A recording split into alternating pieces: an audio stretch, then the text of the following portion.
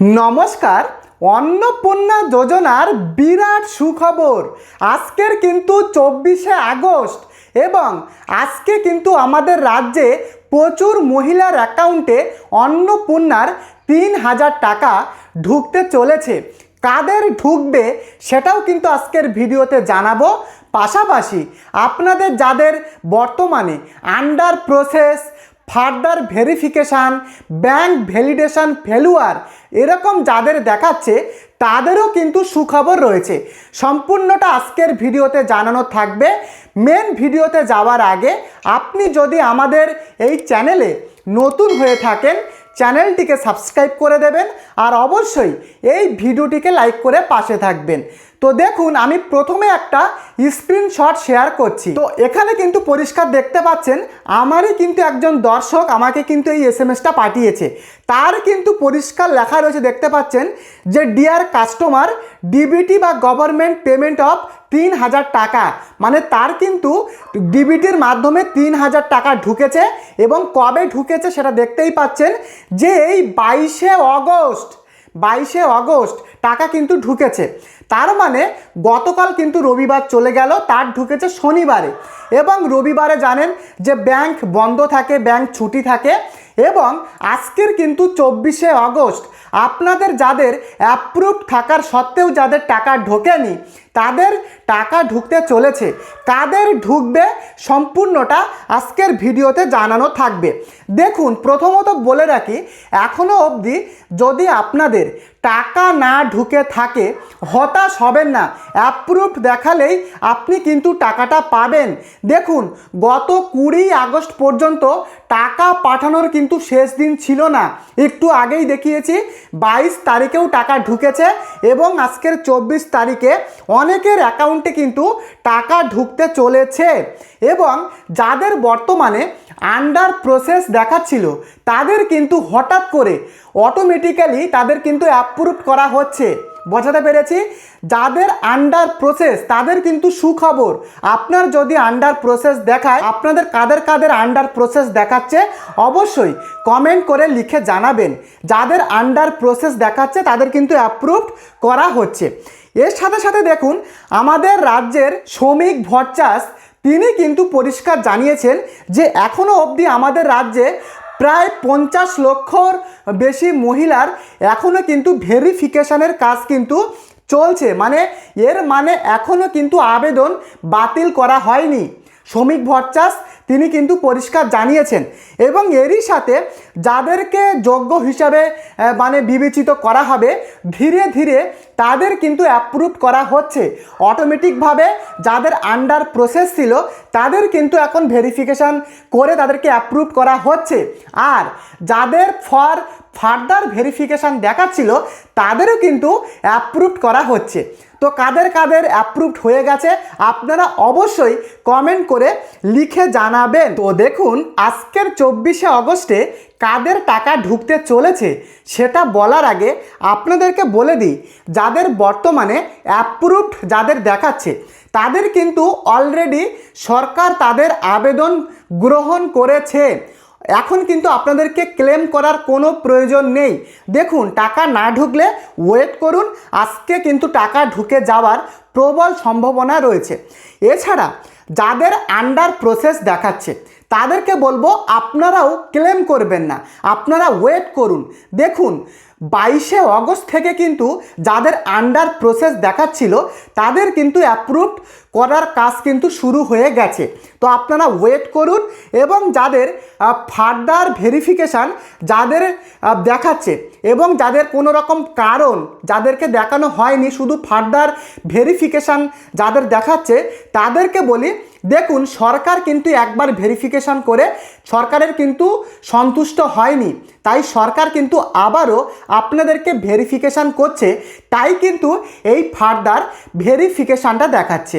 তাই অযথা এখনই আপনারা ক্লেম করতে যাবেন না, কিছুদিন আপনারা ওয়েট করুন।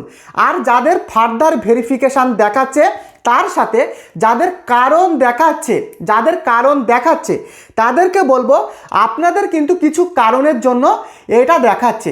যদি আপনাদের কোনো কারণ লেখা থাকে যেমন 3টের বেশি পাকা ঘর বা গভর্নমেন্ট এমপ্লয়ি, তাহলে যদি আপনি যোগ্য হয়েও যদি এরকমটা দেখায়, তাহলে আপনি সেই কারণটা বুঝেই আপনারা কিন্তু আবেদনটা করবেন। কিভাবে কি করতে হবে সেটা আমি একটু পরেই আসছি। আর যাদের রিজেক্ট অলরেডি হয়ে গেছে তাদেরকে বলবো, যদি যোগ্য হওয়ার সত্ত্বেও আপনার রিজেক্ট দেখায়, তাহলে আপনারা নিজের মতো করে ভালোভাবে ক্লেমটা করবেন। আমি স্ক্রিনে কিন্তু একটা ছবি শেয়ার করেছি। এখানে দেখুন, যাদের অলরেডি রিজেক্ট হয়ে গেছে তাদেরকে বলবো যে এই যে দেখতে পাচ্ছেন একটা অপশান রয়েছে যে অ্যাপ্লিকেশান ডিটেলস ইনকারেক্ট, এই অপশানটাতে ক্লিক করবেন।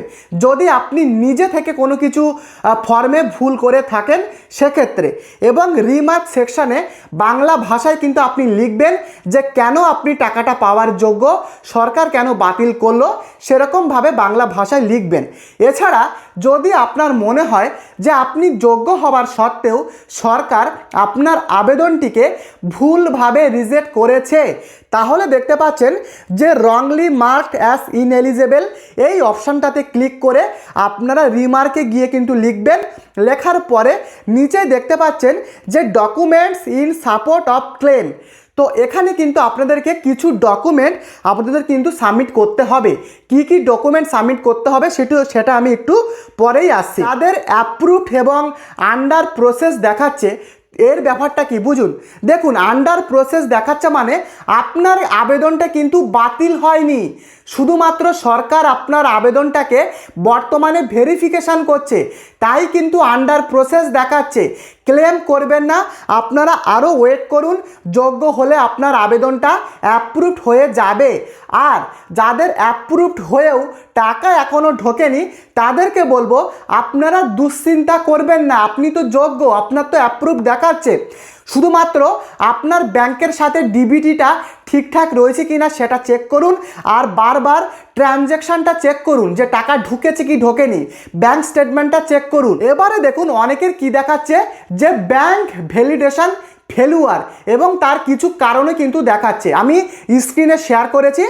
যাদের bank validation failure 1, error code 1 যাদের দেখাচ্ছে, তাদের ক্ষেত্রে বলবো তাদের কিন্তু ডিবিটিটা ইনঅ্যাক্টিভ রয়েছে। তাই ব্যাংকে গিয়ে অবশ্যই আপনাদের যে ডিবিটি লিঙ্কটা সেটা অবশ্যই অ্যাক্টিভ করবেন। প্রয়োজনে আবারও কিন্তু ডিবিটির জন্য আবেদন করবেন।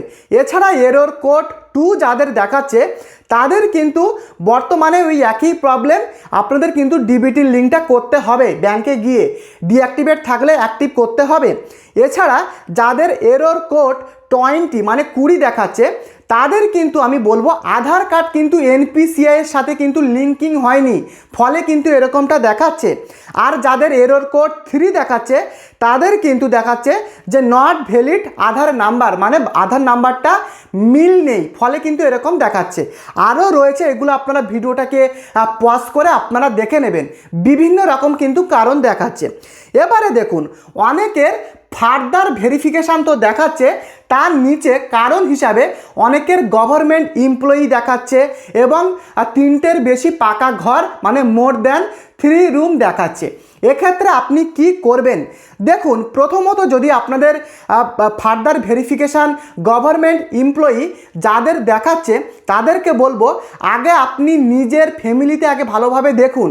যদি আপনার পরিবারে শুধুমাত্র আপনার স্বামী ছাড়া যদি অন্য কোনো সদস্য সে যদি সরকারি পেনশন পায় বা সরকারি পার্মানেন্ট চাকুরি করে, তাহলে কিন্তু আপনি যোগ্য, তাহলে কিন্তু আপনি ক্লেমটা করতে পারবেন। কিন্তু যদি আপনার নিজের হাজব্যান্ড সে যদি সরকারি পার্মানেন্ট চাকুরিজীবী হয়, তাহলে কিন্তু আপনি এলিজেবল নন। যদি আপনার স্বামী কোনো রকম চাকরি না করেও যদি আপনাদের এরকম স্ট্যাটাস দেখায় যে ফার্দার ভেরিফিকেশান গভর্নমেন্ট এমপ্লয়ি, তাহলে বলবো আপনারা এখনই ক্লেমটা করুন। এছাড়া যাদের স্ট্যাটাসে further verification more than 3 room যাদের দেখাচ্ছে তাদের ক্ষেত্রে বলবো, দেখুন আপনি যদি গ্রামে বসবাস করেন 3টের বেশি পাকা ঘর থাকলেও কিন্তু আপনি যোগ্য, কিন্তু যারা কর্পোরেট এলাকাতে বসবাস করেন, শহরে বসবাস করেন, তাদের যদি এরকমটা দেখায় এবং যদি আপনার 3টের কম যদি ঘর থাকে তাহলে কিন্তু আপনারা ক্লেম করতে পারবেন, 3টের বেশি ঘর হলে ক্লেম করতে পারবেন না। আর যদি আপনি গ্রামে বসবাস করেন আর যদি আপনাদের 3টের বেশি ঘর এরকম যদি দেখায় তাহলে কিন্তু বলবো আপনারা এক্ষুনি ক্লেম করুন, কারণ আপনি যোগ্য, গ্রামে আপনি বসবাস করেন। তো ক্লেম করার সময় অবশ্যই মাথায় রাখবেন যে আপনার বাড়ির ছবিটা আপনারা পিছনে রাখবেন এবং আপনি কিন্তু আপনার ছবি নিয়ে, বাড়ির পেছনের ছবি নিয়ে একটা ছবি তুলবেন এবং তোলার পরে আপনারা ডকুমেন্টে গিয়ে কিন্তু আবেদনটা করতে পারবেন ক্লেম সেকশানে গিয়ে। দেখুন আমি আবারও দেখাচ্ছি, দেখতে পাচ্ছেন এই যে supporting document in support of clans, এখানে যে দেখতে পাচ্ছেন 200 কেবির মধ্যে আপনাদের কিন্তু সেখানে আপনাদের সেই ঘরের ছবি এবং তারই সাথে আপনাদের ভোটার কার্ডের প্রথম মানে সামনের ছবি, পেছনের ছবি এবং আপনাদের ভোটারের স্লিপ, সেইগুলো কিন্তু আপনারা একটা পিডিএফের মধ্যে মার্কস করবেন, মার্কস করে একসাথে কিন্তু আপনারা 200 কেবির মধ্যে এই পোর্শনটাতে আপনারা আপলোডটা করে দেবেন। আর রিমার্ক সেকশানে শুদ্ধ ভাষায় আপনার কারণটা আপনি লিখবেন। দেখুন অনেকে কি লেখে যে আমি খুব গরিব মানুষ, আমার তেমন ইনকাম নেই, দয়া করে আমার আবেদনটাকে অ্যাপ্রুভ করে দিন। এই সমস্ত কথাই কিন্তু চিড়ে ভেসবে না। কেন, দেখুন আপনার যে আবেদনটা মানে সেটা কিন্তু আবারও কোনো মানে অফিসার সে কিন্তু যাচাই করবে, এই সমস্ত কথা লিখলে পুরো বাতিল করা হবে। আপনার যে কারণ কেন আপনাকে বাতিল করা হয়েছে, আপনি তো যোগ্য, সেরকমভাবে কিন্তু আপনি লিখবেন যাতে সেই অফিসার ভালোভাবে বুঝতে পারে যে আপনি যোগ্য। তাই উল্টোপাল্টা কথা আপনারা লিখবেন না, এতে আপনাদেরই কিন্তু ভবিষ্যতে সমস্যা হবে। তো আশা করি আপনাদেরকে আমি বোঝাতে পেরেছি। এবারে দেখুন ক্লেম করার সময় এরই সাথে কি কি ডকুমেন্ট দিতে হবে আমি একটু আগেই বললাম, আবারও বলছি, আপনার ভোটার কার্ডের জেরক্স দেবেন। বোঝাতে পেরেছি যে আপনি বর্তমানে পশ্চিমবঙ্গের ভোটার, তার প্রুফ হিসাবে ভোটার কার্ড দেবেন এবং 2026 সালে আপনি তো ভোট দিয়েছেন, সেই ভোটের স্লিপ দেবেন, সেই ভোটের স্লিপটা আপনারা দেবেন এবং ভোটের লিস্টে থাকা আপনার যে নাম সেই ভোটার লিস্ট কিন্তু আপনারা দেবেন। তারই সাথে আপনি কেন ক্লেমটা করছেন, আপনাকে যে অযোগ্য বলে বাতিল করা হয়েছে, আপনি তো যোগ্য, সেই ক্লেমটা সঠিক ভাষায়, যেটা একটু আগেই বললাম, বাংলা ভাষায় কিন্তু আপনি রিমার্ক সেকশানে গিয়ে লিখবেন এবং আপনার বাড়ির ছবি এবং আপনার ছবি একটা কিন্তু নেবেন এবং এই 4 থেকে 5টা ডকুমেন্ট একটা পিডিএফ ফাইলের মধ্যে কিন্তু আপনারা ভরবেন এবং 200 কেবির মধ্যে সেই ফাইলটা হতে হবে পিডিএফ ফাইল এবং সেটা কিন্তু আপনাদের আপলোড করতে হবে। যদি বুঝতে না পারেন আবারও ভিডিওটি রিপিট করে দেখুন, না হলে আমাকে অবশ্যই কমেন্টে লিখে জানাবেন। এছাড়াও দেখুন কিছু কিছু পঞ্চায়েতে একটা করে কিন্তু স্বঘোষিত মানে ঘোষণাপত্র কিন্তু দেওয়া হয়েছে, আমি স্ক্রিনেই শেয়ার করেছি। তো এখানে দেখুন আমাদের যে পঞ্চায়েত, সেই পঞ্চায়েতেও কিন্তু এই ফর্মগুলো নেওয়া হচ্ছে, মানে যাদের টাকা ঢোকেনি, under process for further verification দেখাচ্ছে, নেওয়া হচ্ছে। তো এই ফর্মে কি কি রয়েছে আপনারা দেখুন, এখানে কিন্তু আপনাদের নাম, আপনার স্বামী বা পিতার নামটা দিতে হচ্ছে ফর্মে, আপনার গ্রামের নাম, পোস্টের নাম, থানার নাম, আপনি যে পঞ্চায়েতের বাসিন্দা সেই পঞ্চায়েতের নাম, আপনার মাসিক আয়, তারপরে আপনার বাড়ির বিবরণ কি, আপনার জমির পরিমাণ কত এবং আপনার কি স্ট্যাটাস দেখাচ্ছে। দেখুন বিভিন্ন স্ট্যাটাস দেওয়া রয়েছে, for further verification, under process, for further verification ASDD, এছাড়া কিন্তু রয়েছে for further verification government employee, তারপরে দেখুন not applying for AY Annapurna Yojana. তো বিভিন্ন কিন্তু রয়েছে। এছাড়া তারিখ, ফোন নাম্বার, আইডি নম্বর, আধার নম্বর এবং বিনীত বলে আপনার একটা সই, এইগুলো করে কিন্তু সেই পঞ্চায়েত বা পৌরসভা অফিসে কিন্তু জমা নিচ্ছে। আমাদের পঞ্চায়েতেও কিন্তু এই ফর্ম নেবার কাজ শুরু হয়ে গেছে। দেখুন এই ফর্মটা যদি আপনারা ফিল আপ করে জমা করতে পারেন তাদের কিন্তু দ্বিতীয়বার করে আর অনলাইনে ক্লেম করার দরকার নেই। বিশেষ করে যারা ফোন সম্পর্কে অতটা বোঝেন না তাদের জন্য কিন্তু এই অফলাইনের ফর্ম। এখন আপনাদের পঞ্চায়েতে, যদি আপনি পঞ্চায়েতে থাকেন বা আপনি যদি পৌরসভাতে থাকেন, যেখানেই থাকুন না কেন, সেখানে একবার আপনি খোঁজ নেবেন যে সেখানে এই ফর্মটা বর্তমানে জমা নেওয়া হচ্ছে কিনা। আমাদের পঞ্চায়েতে কিন্তু নেওয়া হচ্ছে, এছাড়াও আমি দেখছিলাম বিভিন্ন পঞ্চায়েতে কিন্তু নেওয়া হচ্ছে। তাই আপনাদের এলাকায় আপনি অবশ্যই একবার কিন্তু খোঁজ নেবেন। এবারে দেখুন, যাদের অ্যাপ্রুভড হয়ে গেছে তাদের টাকা আজকের 24শে আগস্ট মানে সকাল 10টা থেকে রাত 10টার মধ্যে কিন্তু দেওয়া হবে। আমি প্রুফ দেখিয়েছি, 22 তারিখেও কিন্তু টাকা ঢুকেছে মানুষের, এবং আজকের 24শে আগস্ট, আজকের সোমবার, আজকে কিন্তু টাকাটা ঢুকবে।